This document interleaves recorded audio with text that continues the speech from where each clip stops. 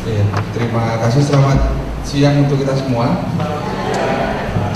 Ya, saya dari JKLPK, lembaga saya namanya Lembaga Bantuan Hukum Forum Ahli Sejahtera di Jakarta. Kami punya pengalaman yang menarik menyangkut soal Undang-Undang Administrasi Kependudukan yang tahun 2012 sampai 2013 itu menjadi advokasi jaringan lembaga saya. Nah, mungkin itu nanti saya akan share ke Bapak Ibu sekalian. Kalau yang lain kayaknya sudah disampaikan oleh Mas Edward, karena kayaknya kita membahasnya sama. Nah, pertama saya pikir ada ungkapan yang menyangkut soal isu anak ini dari Profesor Dr. Emil Salim yang mengatakan demikian: masalah anak saat ini masih dilihat bukan karena masalah yang krusial, signifikan, melainkan hanya karena sedang musim dibicarakan. Anak kadang memang tidak masuk agenda politik dan partai politik, serta tak pernah dibicarakan di DPR karena tak bisa dijadikan tenaga pendukung politik. Isu anak dinilai tidak menarik dan sering diajukan karena dianggap biayanya melebihi manfaat kegunaannya. Nah, jadi ada beberapa isu sebenarnya di negara kita ini sebenarnya jarang dibicarakan oleh pemerintah dan juga oleh politisi, karena memang nggak bisa mendukung dia sebagai pejabat publik, dan termasuk soal anak ini. Ya. Jadi kalaupun ada ramai dibicarakan karena kasus, ya, tetapi paradigma untuk melindungi anak di Indonesia ini masih jauh dari konvensi-konvensi internasional yang sudah diratifikasi oleh Indonesia. Ya. Jadi sangat menyedihkan sebenarnya. Tetapi setiap tahunnya makin banyak sekarang orang yang masyarakat yang memberikan waktu dan pikirannya untuk membicarakan tentang hak anak. Jadi satu sisi pemerintah yang sudah punya infrastruktur yang baik, termasuk partai politik, ini hanya dipakai sebagai sampingan untuk dibicarakan, tetapi masyarakat dengan kesadarannya, dengan melihat sendiri persoalan-persoalan anak di samping rumahnya, di lingkungannya, tumbuh kesadarannya untuk bersama-sama memberikan perhatian tentang anak. Dan saya pikir juga panti asuhan di Indonesia cukup banyak, ya. Di lembaga saya itu dari 300 sekian lembaga yang menjadi partisipannya, 60% itu adalah panti asuhan, dari mulai Sumatera Utara sampai ke Papua, yang setiap harinya bergelut dengan persoalan-persoalan anak. Nah, ini pertama. Nah, yang kedua, saya pikir cukup banyak sebenarnya kebijakan yang sudah dilahirkan oleh Indonesia menyangkut soal anak, ya, cukup banyak, dari mulai konstitusi kita sampai terakhir Undang-Undang 35 tahun 2014. Nah, sebenarnya sudah ada capaian-capaian yang dilakukan oleh negara ini, ya, tetapi itu tadi hanya masih sebatas lebih dikatakan hanya ketika ada kasus yang terjadi maka orang rame-rame membicarakan, gitu ya. Nah, memang seperti sekali tren kasus itu setiap tahunnya sangat banyak. Jadi kalau Bapak Ibu sekalian melihat di Indonesia ini kan ada dua lembaga yang selalu muncul di permukaan ketika bicara soal anak. Satu adalah yang memang dikasih oleh negara dasar hukumnya, yaitu KPAI. Tapi satu adalah yang memegang publikasi, yaitu Komnas Perlindungan Anak. Yang dua ini, gitu ya, dan mungkin banyak lembaga-lembaga di daerah. Tapi yang dua ini kayaknya menjadi acuan dari persoalan-persoalan kasus-kasus anak di Indonesia, gitu ya. Dan saya pikir memang catatan kepolisian juga di Mabes Polri, kasus anak meningkat dari tahun ke tahun. Ya, kalau saya tidak salah tahun 2013-2014 itu ada sampai 3.000, hampir 3.000-an itu kasus anak masuk diajukan ke kepolisian, tapi prosesnya kita belum tahu. Artinya ada peningkatan terus jumlah kasus yang dialami oleh anak. Nah, yang paling banyak memang kasus-kasus kejahatan seksual. Beberapa minggu yang lalu kalau mungkin kita dengar kasus yang di Sukabumi yang melakukan tindakan sodomi terhadap anak-anak di Sukabumi, itu memang hukumannya tidak menggambarkan keadilan bagi anak-anak korban di sana gitu. Dan saya pikir banyak kasus-kasus seperti itu yang terjadi di Indonesia. Artinya menggambarkan juga soal perspektif penegak hukum juga terhadap pemahaman terhadap undang-undang dan juga perspektif terhadap hak anak, hak asasi anak. Saya pikir juga memang masih dipertanyakan gitu ya. Dan banyak lagi kasus-kasus seperti itu, dan kemarin kasus JIS juga saya pikir ini keprihatinan juga, walaupun memang ketika itu dihukum keluarganya keberatan dengan hukuman pengadilan. Tapi dari segi perlindungan hak anak, kita sebagai yang concern di sana juga saya pikir prihatin dengan keputusan pengadilan itu. Jadi ini soal bagaimana kita melihatnya. Ya. Nah, ini bentuk-bentuknya. Nah, permasalahan perlindungan anak ini sebenarnya ada beberapa hal yang memang sangat perlu mendapat perhatian, gitu ya.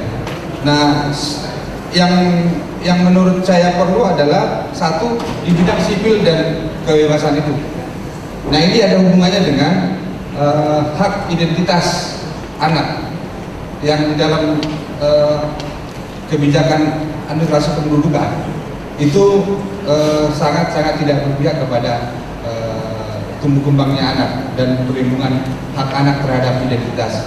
Nah di situ yang saya maksud tadi, pengalaman lembaga saya, jaringan saya ketika mengadvokasi Undang-Undang Nomor 23 tahun 2006 tentang Admindu yang akhirnya telah dirubah, ya, telah dirubah menjadi Undang-Undang 24 tahun 2013. Nah, memang terlihat sedikit ada perubahan yang memberikan perlindungan kepada hak anak atas identitas. Nah, beberapa hal yang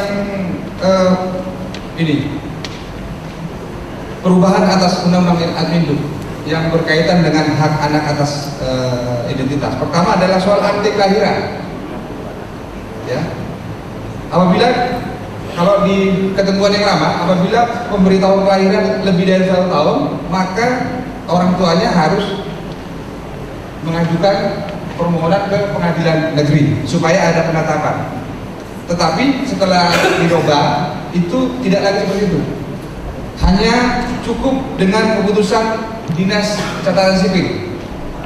Ya, kenapa ini saya katakan ada perubahan yang memberikan berpihak, karena memang selama ini ketika ada asesmen kepada masyarakat, kenapa nggak mau mengurus ke pengadilan, takut ke pengadilan, takut berhadapan dengan orang-orang pengadilan. Kedua adalah penerbitan akte catatan sipil yang semula dilaksanakan di tempat terjadinya peristiwa penting. Ya, kalau lahirnya di Surabaya, tetapi orang tuanya sekarang sudah di Bandung, maka menurut undang-undang lama itu harus diurus di Surabaya. Tapi dengan undang-undang yang sekarang ini tidak seperti itu.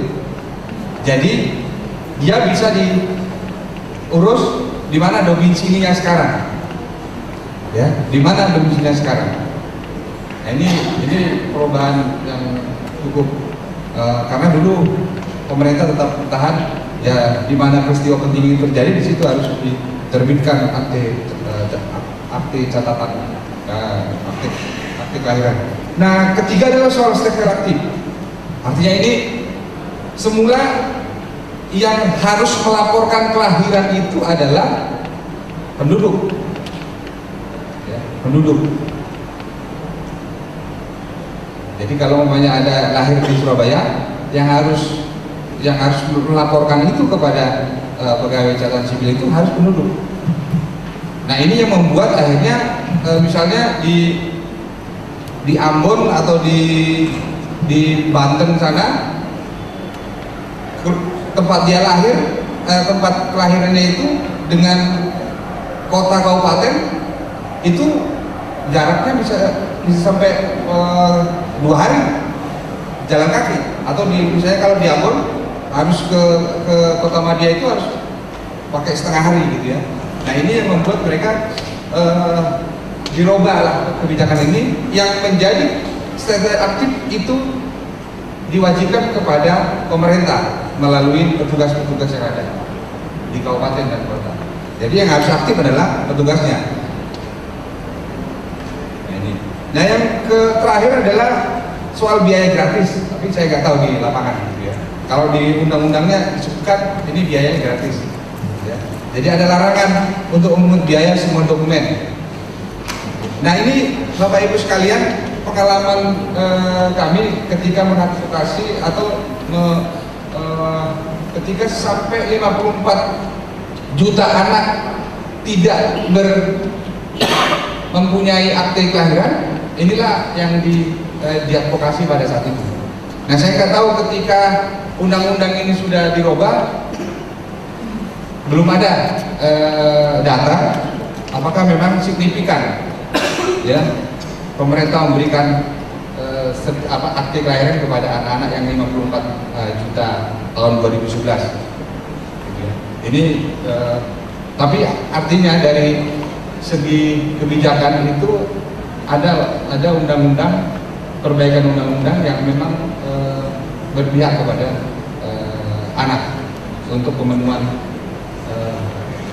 hak atas identitas. Nah, yang berikutnya saya pikir ini tidak, tadi sudah disinggung oleh Mas Edward tentang bagaimana sebenarnya ada upaya-upaya terobosan ketika ada kasus-kasus yang melanda anak, baik dia sebagai pelaku, korban, saksi, itu tidak diperlakukan seperti orang dewasa. Ini saya pikir di dalam Undang-Undang 11 tahun 2012 tentang sistem peradilan pidana anak ini masuk, ya. Dan ini sekarang fenomena. Banyak sekarang kasus-kasus pidana, tidak hanya soal anak, itu diberikan fasilitas, ya. Nah, ini fenomena dan kedua, ada juga gini, kasus-kasus pidana diselesaikan di luar peradilan. Ini juga banyak sekarang.